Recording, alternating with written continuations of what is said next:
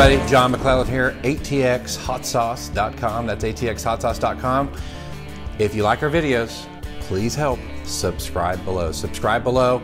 We need you. We need your help. We're trying to get to 5,000. We're at 2,600 plus right now, but we're trying to get to that 5,000 mark. So please help us and subscribe below. Tell you what, I love hot sauce. I love making different batches out there. I love experimenting. Today, I'm going to bring you in on one of my experiments. I'm sitting at the house today. We're not in our kitchen. And I'm going to show you what goes through my brain.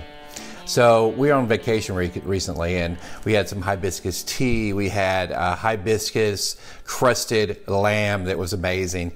We saw some hibiscus flavored hot sauces out there too. It was used in so many different formats. And as I was on vacation, I'm thinking to myself, wow, first of all, I can do better than that hot sauce right there, right? But what can I do with hibiscus? I love the sweet tanginess of it. It's good for you. Everybody makes tea out of it. It's a beautiful flower. And I started thinking, what better than red scorpions? Maybe some red Fresnos, right? Some garlic, some onion.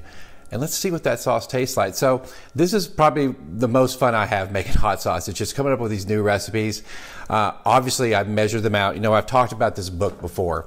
This is my big blue book it's composition book, but it's a big book of batches. And I've got hundreds of batches in here over the last year or so.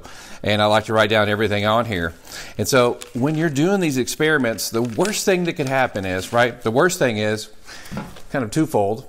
The best thing is you create this amazing sauce that everybody loves, but you only got 8 bottles of it, right? And you didn't write the ingredients down because it fermented for 3 months. You don't remember what you actually put into it.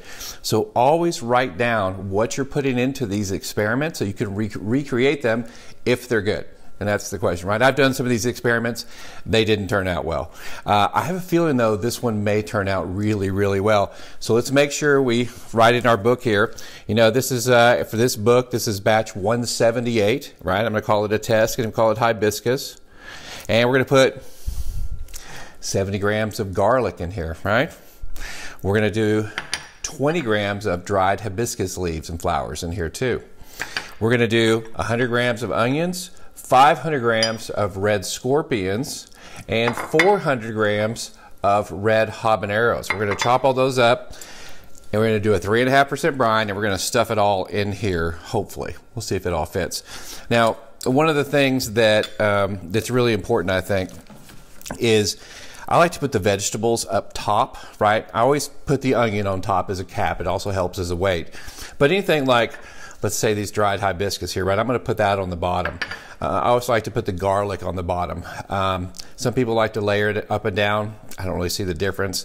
But, you know, if you have fresh fruits and things like that, I tend to put those on the bottom. They just tend to do better because they sit well down inside the brine. So let's go ahead and add the first ingredient for this. This is 20 grams of dried hibiscus flowers, right? Let's try not to get it everywhere. All right, that's going to create this nice little tea, some tannins in there too. And then we're going to add the garlic. What did I say? How much garlic we have here? Oh, that's right. I wrote it down. We have 70 grams of garlic right here. Just do the whole thing in there. All right. Then we have some super hots, these red scorpions here. Always wear gloves. I don't care how tough you are. If you wear contacts or if you ever go to the bathroom, you want to wear gloves if you're dealing with this stuff, right? So I just like to do a rough chop on mine. We're just going to put it into quarters to put it in there. Sometimes I don't even do that. The whole point of chopping them up is you want to make sure that that brine gets inside there, right? So we can do a couple at a time here. Oh, look at this monster. Would you like to eat this? They're very hot. You know, I love hot peppers. I'm not a real big fan of some of them just by themselves. We see these hot pepper challenges all the time.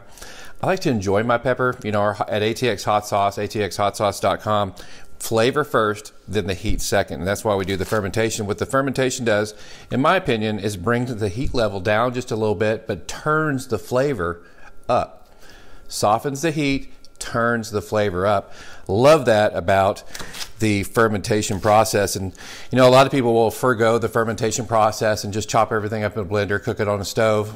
You know, I really think you get more nuances of all the flavors, right? You want to lift those flavors up, because I'm going to tell you that some of these peppers, the flavor is incredible on them, but you got to get past the heat. So that fermentation brings the heat down, brings the flavor up. All right, we're almost done with these red scorpions here. And as you can see, that's why they call it a little scorpion. Got a little tail right there, right? Add that in there. One more little guy, got a little tail there. Just want to open that up. All right. And we got hibiscus, we got garlic, and we got the red scorpions. Now let's try these red Fresnos. We got 400 grams of these. Take that little green spot off there. It looks like it's time to sharpen my knives.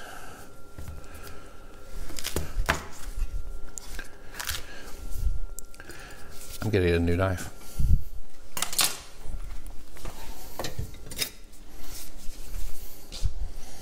All right, let's take that green thing off the edge here. You know, the red Fresnos have a real meaty skin on them. As you notice, the red scorpions, some of those super hots out there, they have a real thin skin on them, like habaneros have a very thin skin.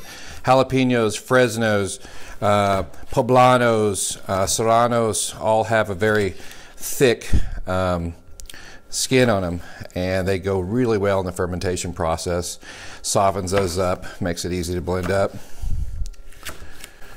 All right, got that going. Stuff that down. Now I've sanitized all of my stuff here. Where's my sanitizer at? Somewhere around here. Here it is. So we get Star Sand. You can check out one of my other videos. You wouldn't know what that is. It's a sanitizing solution. It's food safe. It's not going to hurt you too bad. Just don't drink it. And we mix 1 ounce to a gallon. And I've got my little spray bottle here, and we sprayed everything down, let it dry out, and that sanitizes everything when you're doing the brining process. All right. Let's get all these puppies in here. Don't forget to rinse your vegetables too, whether you're buying them at the grocery store or farmer's market, whatever it may be. You know, stuff gets on them, dust, pesticides, things like that. You want to make sure you rinse all your vegetables and your fruits off before you brine them. Very important. All right, I'm going to stuff that down inside there. All right, now we've got hibiscus, garlic, red scorpions, red Fresnos. Oh, all right, we survived almost dropping this glass. It is wet, it's slippery. I've got these gloves on. Need stuff with little grippies on it here. Now the last thing I like to do is put an onion cap on here. What it does is it holds the peppers down inside the brine, keeps everything submerged. And I have no idea if there's a basis in fact or science or anything. It does seem to help retard any kind of mold growth, whatever would happen on the top. The onion, I'm not sure why. It seems a little retardant to it, right? I'm not sure if that's actually true, but for me it is true. So I'm going to take this and we're going to squeeze it down inside of there. And it creates a cap just like that. Check that out. Right? Now, we've got to add our brine. How do we make a brine? Well, the brine process is actually really, really easy. You are going to need a few tools for this, though. I guess you could use a tablespoon or teaspoon. I like to be a little bit more exact on my brines. I think it's important. You're going to want to, number one, have a container to put the water in for the brine. Number two, you're going to want a scale, right? A scale. Number three, you're going to want a calculator, right? Everybody's phone should have one of those too. And you're going to need natural, just plain kosher salt, real salt, unrefined. Just make sure it's just salt, no iodine in it at all. I like to use this ancient fine sea salt on here. It seems to work really, really well, and I just like it. You can also use just some regular kosher salt too. So the first thing we're going to do on this is we're going to turn our scale on, and I like to use grams. Grams are just easier to add up and subtract and everything else. For me, at least, they are. And we're going to zero our scale out. We got 0. We're going to weigh the glass. The glass weighs 257, but we're going to zero that out. All right. We're going to take this, fill it up so with water. We're going to weigh the water. The water is 375 grams. So to figure out a 3.5% brine, 375 times, ready for this, 3.5%. 13.125 grams. We're gonna round down to just 13 grams. That'll give us about a 3.5% brine on here. Now we'll keep this on here. We're gonna zero it out. So now the scale says 0, and I'm just gonna add 13 grams of salt to this.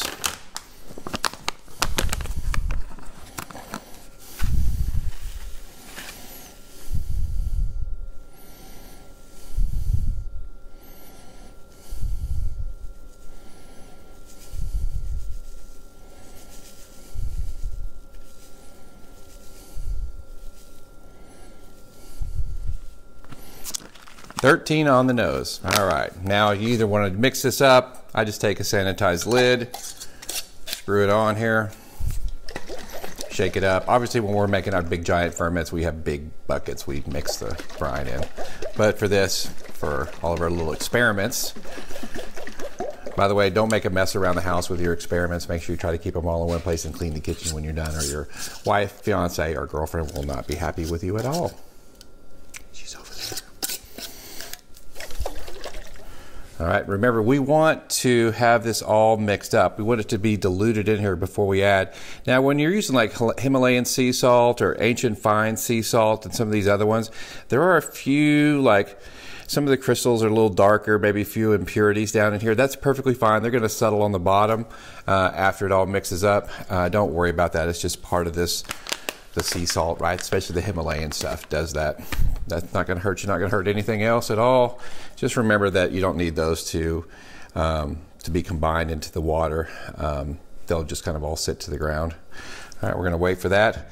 And you know, one of the things I also do is I like to sanitize the outside of my jars. A lot of times on my experiments, I use these flip jars like this one right here. I'll go through and burp them when they start fermenting. I understand that lets a little bit of the air in, right? If you want, you can use large mason jars with lids, with the holes in them, and you can use the airlocks, which I had here a minute ago. Here it is. And you can use one of these airlocks to go in here too. But for my experiments, I just like using these because I like tasting it, see what it is, checking the pH level as we go. This is probably pretty good. That's good. So let's take that. We're going to add this brine. Now, one of the things you got to make sure you're careful with is you don't want to fill it up too high, but you also don't want to be too low. Once you put the water in, you got to sit back and wait a little while because all the water is going to go into all those nooks and crannies of all those peppers that we chopped up, right? On all that stuff. So I know we're going to have to add another thing of water here in just a minute. So basically, rinse and repeat with the water to get your brine exactly right. All right, guys, we're done adding the brine onto our fermentation here. All that's left to do is we're going to shut this puppy down, lock it down, put it in the cabinet, dark, nice, good environment, 75 to 80 something degrees, maybe 82 to 75 degrees. Let it start fermenting.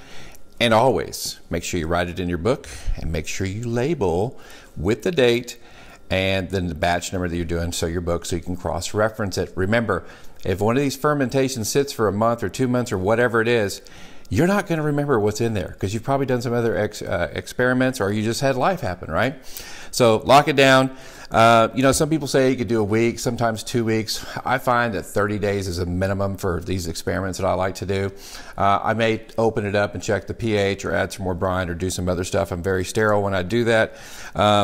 But remember, you can come up with a great hot sauce by experimenting. So experiment. Just go to the store, buy all kinds of fruits, vegetables, throw them together, make a whole bunch of different ones to try and see the differences. See which ones your palate and your family's palate likes. Listen, speaking of likes, if you like us, subscribe down below. It's really important. We're trying to get to that 5,000 mark.